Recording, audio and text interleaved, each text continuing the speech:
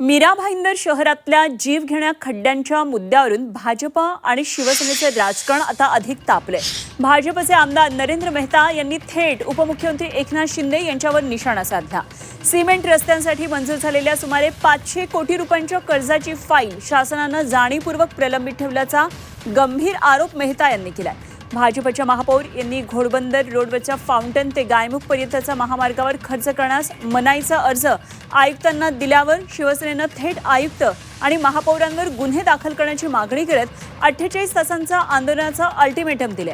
तेच आता मेहतांनी शिवसेनेवर कर्जाची फाईल ही जाणून बुजून दाबून ठेवल्याचा गंभीर आरोप करत 10 ऑगस्टला आंदोलन करण्याचा इशारा दिलेला आहे। दरम्यान भाईंदर इथल्या एका कार्यक्रमात उपमुख्यमंत्री एकनाथ शिंदेंनी मेहतांच्या आरोपांना उत्तर दिलं।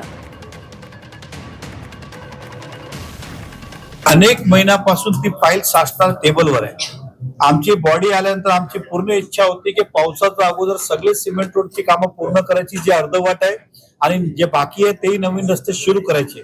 परंतु शिवसेनेने जाणून बुजून ती फाईल दाबून ठेवलेली आहे आणि त्याच्यावर सही करत नाही। इकडे जनता त्रस्त आहे। मी सरकारमध्ये तरी असलो तरी काही गोष्ट सरकारपर्यंत पोहोचवायला आम्ही सोमवारी 11 तारखेला सकाळी 11 वाजता फाउंटन रोडचं इकडे आंदोलन करणार आहे की आमच्या मीरा भाईंदरच्या रस्त्याची दखल शासनाने घ्यावी आणि आमचा जो कर्ज मंजूर झालाय त्या बँकेला कर्ज घेण्यासाठी आपली संमती लागते ती द्यावी। कोण दिरंगाई करताय? शासन कर्ज मंजुरी। अच्छा, कर्जाला मंजुरी देऊ ना आपण, काही प्रॉब्लेम नाही। बरेच त्या महापालिकेला आपण दिले ग्रीन बॉन्ड काढण्यासाठी।